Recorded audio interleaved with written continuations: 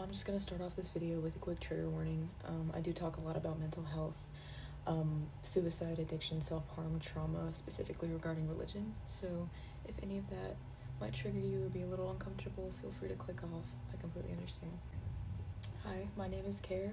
I am a Christian, a follower of Christ, and I go to one of the most prominent private Christian schools in North America. I'm a nursing student, and this is my experience. I struggled a lot in high school, specifically my sophomore year. I've struggled a lot with anxiety and major depressive disorder, specifically social anxiety, and I have OCD. I've struggled with all this since I was pretty young.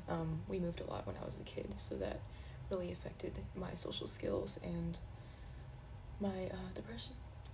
I was hospitalized quite a bit because of I attempted it quite a few times when I was around 14 and 15. I lost my dad to Alzheimer's. He's still alive, but if you know what Alzheimer's is like, it was pretty difficult. I was in an abusive relationship in my sophomore year, and that caused quite a bit of trauma for me. But I always kind of held on to the hope of going to college and following my dreams. I've always had a passion for nursing. I've always known that I want to do nursing since I was a kid. So when I was in high school, I just always held on to that thought, like, I can move out, I can leave, I can get my degree, I can help people. I'm just gonna follow my passion.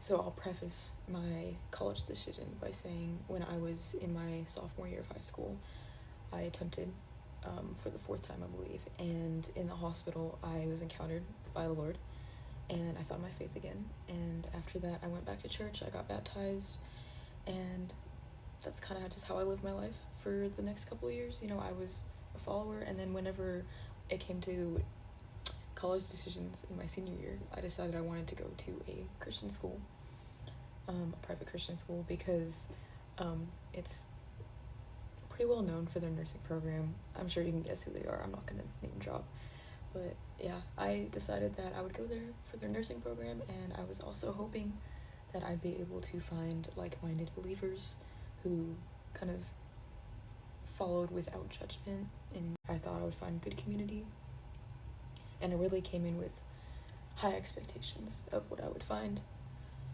I'll also say that growing up, I've always been pretty gifted. I'm pretty smart. I love school. I've always done well in school. So I didn't really have any expectation that I would fall off in college. I thought I'd be fine. I'd be following my passion, so I'd be interested in what I'm learning, so I wouldn't have any problems academically. I knew I kind of would face some trouble because of my outward appearance, the way I express myself. I guess you could consider me alt. I've got a lot of piercings. This is not usually how I do my makeup, but the way I dress is very different. I have tattoos. I dye my hair a lot. I kind of knew I would face some discrimination, but I didn't think it would be as bad as it is. But that's kind of the preface. Okay, so I moved in the day after my birthday to my apartment. It's on campus, but I have my own room, and I live in a suite with 5 other girls, so there's 6 of us. We share a living room. And the first week of being here, the day before classes started, one of my roommates attempted, and that kind of threw off a lot of the environment in my suite. She had to leave for the semester.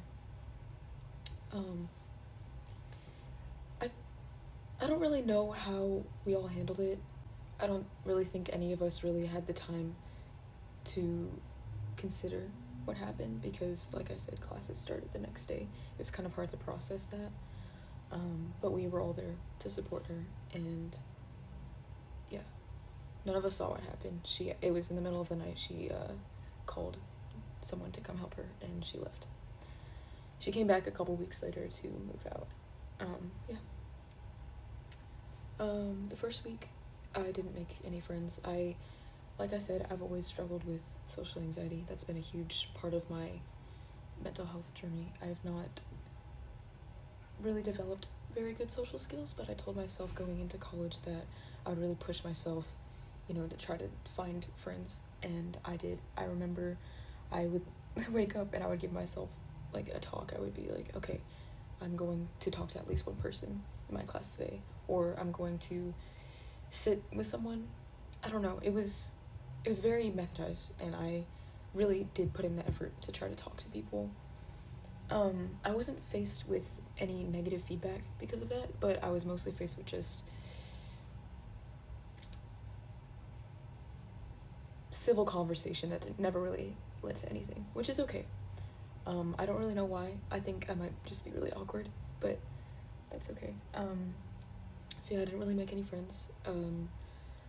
I will add though that I got really close to my roommate. I'm not gonna put her name in. I'll give a little code name for her because I'm gonna mention her a lot, but I'll say T. She was really my close friend for my entire time here. I've been really close to her and I really love her. But yeah, she was really my only friend. I would eat with her. She's a law major, I'm a nursing major, so we never really saw each other. I would eat with her, I would walk with her, I would study with her. She was my only friend, but we barely saw each other because, like I said, our majors were very different. Yeah. So I went, for my 2.5 months being here, I didn't really have any friends besides her. And I did try to join some communities. I tried to join the Chinese Student Association, but I'm only half Chinese. My mom is from Malaysia. Her parents are Chinese. I'm not fluent in my language, and I'm not really connected with my dad's side because, like I said, I lost him when I was younger. So it was kind of hard to find community in that. There's no real celebration for anyone who's mixed at the school. There's no celebration for culture here. It's very hard. It's predominantly white Christian people, and they're mostly really wealthy because, like I said, it's a private school. So it's kind of hard for me to navigate that. So I didn't really find community in the Chinese community or in the white community. I don't know if that's a thing. That was pretty difficult. There were no communities for any of the interests that I have. Or like anime. There's nothing for that. The music I listen to, I like metal. There's nothing for that. I play guitar. I'm really artistic. I couldn't really find any communities for that, and so that was really difficult. I tried to join the nursing community, and I was faced with some isolation there because the first time I went, I remember you can kind of imagine the type of people that are in the nursing group and in the nursing club. I look very different from them. My race is a lot different from them. My interests are a lot different from them, so I was faced with a little bit of backlash. I remember a girl told me, she said something about my piercings preventing me from getting a job in the medical field. That's not true. I'm a patient care technician. I have a job. I work in the medical field already. I don't know. That was really difficult. Okay. Now I'm gonna go into all of the experience I've had, the negative experiences I've had with discrimination. So, like I said, my appearance is very different from the majority of the students here. I don't dress like them, don't look like them, don't do my makeup like them, which is okay. But since coming here, I've had this kind of pressure, inward pressure. I've kind of brought it upon myself, where I wish I could express myself similarly to the people around me, because maybe I would be accepted better. But the truth is, I really don't feel comfortable dressing the way other people here dress, and presenting themselves the way they do, I'm just very different from them, and that's okay. But that's been really hard on me. Yeah, here are a couple experiences I've had. So I get stared at a lot, and I know that I shouldn't have the preconception that people are staring at me because they're judging me, but because of past experiences, that's kind of my immediate thought. Pretty much everywhere I go, no matter the gender, guys, girls, they all look at me. They kind of just stare at me a lot, which is okay. It's just hard because everywhere I go, I feel like I'm being observed, and that also ties into my OCD, which I'll get into later. I get avoided quite a bit. I remember a couple weeks ago we had an open campus thing where a bunch of families were coming on campus with their kids, their families. And I remember specifically I was walking out of my residential building, and there was a family with a couple kids. My mom looked at me, and they were walking past me. This is me. We were going opposite directions. She pulled her kids away from me while we were walking. Can't remember what I was wearing. Probably what triggered her, but it's fine. I've gotten called Suicide Squad a couple times. It's happened twice.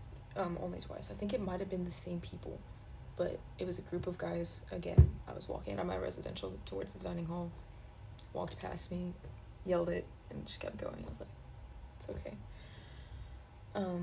The most prominent one that I think really has affected me the most was a couple weeks ago. I was in I can't name the building because you'll know what school I go to, but I was in a building and I was in the bathroom. A girl came up to me. First thing she said was, "I like your style." It was really sweet. Nothing else happened from there. I walked out of the building, and I remember she followed me outside, and I was sitting down, and she just stood in front of me. I was still sitting. She stood in front of me. The first thing she said was, "How old are you?" I said, "I'm 18. She said, "Okay, that means I can ask you an adult question." I said, "Okay." Didn't really know what she was gonna say, but I went into it open-minded. And she just started like spitfiring at me. The first thing she said was, "How do you feel being associated with the queer community because of how you dress?" I don't understand why that would be a bad thing. First thing, opening line, okay? Crazy.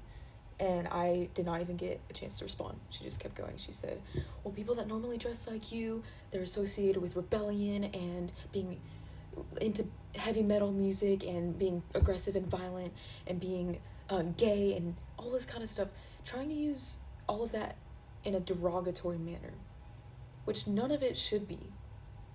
I love metal music. I love going to shows. I love the queer community. I don't understand why she was using that in a derogatory way.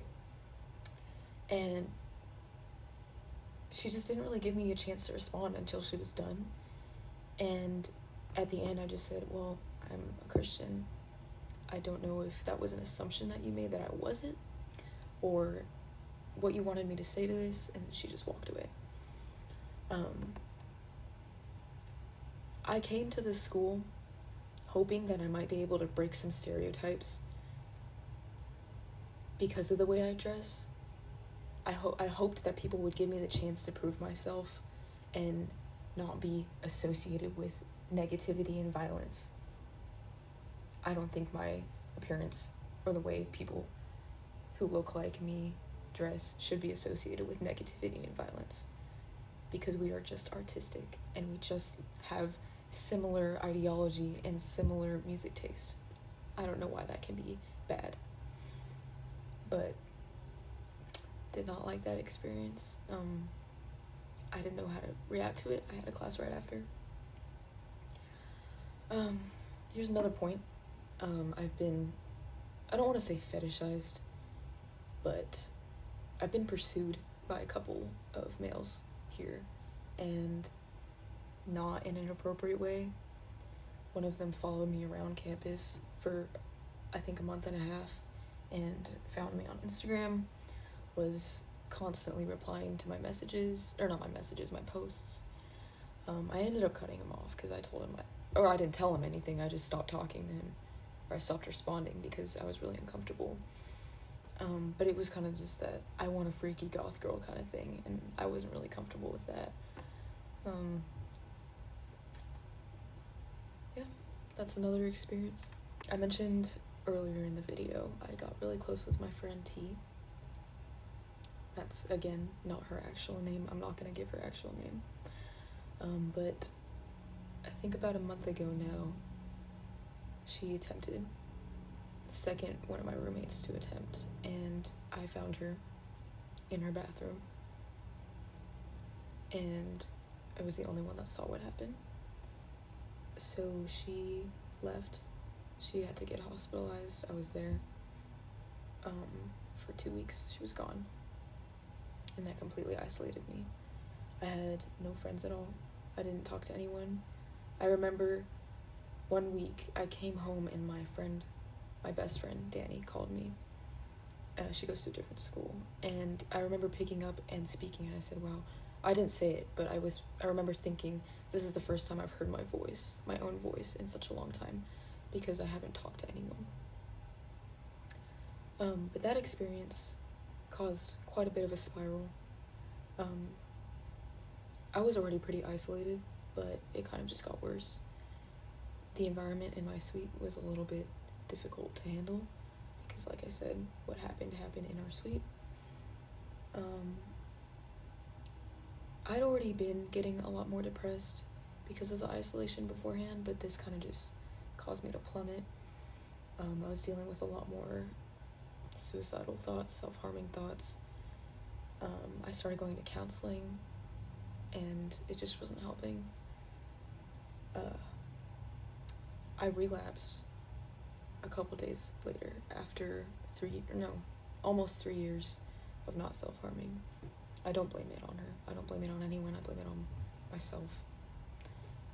I wasn't able to handle the situation, and I wasn't able to get help.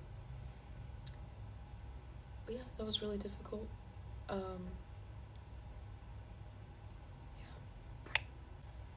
So, because of all the isolation, I really threw myself back into reading. I've always been a big reader. I love reading. But the books that I read probably aren't the best for the way my brain functions. I mentioned earlier, I have OCD. The way that presents itself to me is that I narrate my life in my head, and if I don't get the narration up to a certain standard, I guess, in my own head, I have to keep repeating it. I have pretty bad philosophy OCD. I feel like everything I do and say in my own head has to be philosophical in some sense and come off as poetic or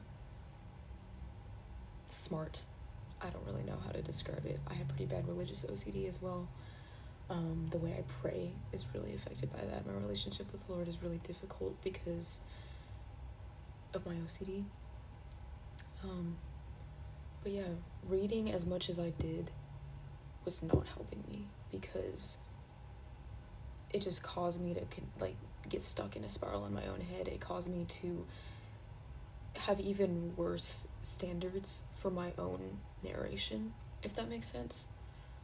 And like I said, I was alone all the time, so it was really difficult to navigate that. I recorded this last part and it didn't have sound on it, so I apologize. I'll record it again. I will add that in my counseling sessions, my on-campus counselor informed me that this is not the first time she had a client who had similar experiences at the school to me. And nothing has been done about it. There is no celebration for diversity here, whether that be through interest or culture.